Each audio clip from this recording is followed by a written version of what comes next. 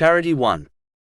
In a narration found in Jami at-Tirmizi, number 661, the Holy Prophet Muhammad, peace and blessings be upon him, advised that when a Muslim donates a tiny amount of charity, such as a single date fruit from lawful earnings, Allah, the Exalted, will give reward on Judgment Day equivalent to a large mountain.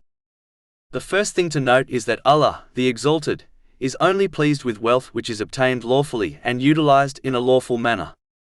Any wealth which is obtained unlawfully will corrupt any righteous deed it is used upon, such as charity or performing the holy pilgrimage with it.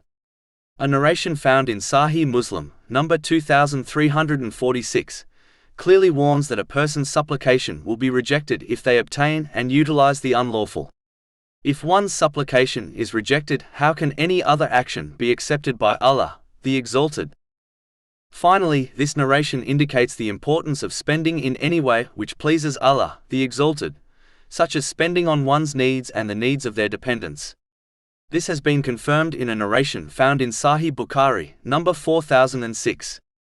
Allah, the Exalted, will greatly reward those who spend in the correct way according to their intention, meaning the quality of their spending and not according to quantity. Therefore, Muslims should correct their intention by spending for the sake of Allah, the Exalted, according to the traditions of the Holy Prophet Muhammad, peace and blessings be upon him, irrespective of how much or little it is. It is important for a Muslim to spend according to their means, and never worry about how much or little they spend. It is hoped that whoever spends according to their means will be granted reward according to the infinite status of Allah, the Exalted, which is beyond comprehension. But the one who holds back will miss out on this great reward. In addition, the main narration also includes using one's other lawful worldly blessings in ways pleasing to Allah, the Exalted, such as aiding others emotionally and physically.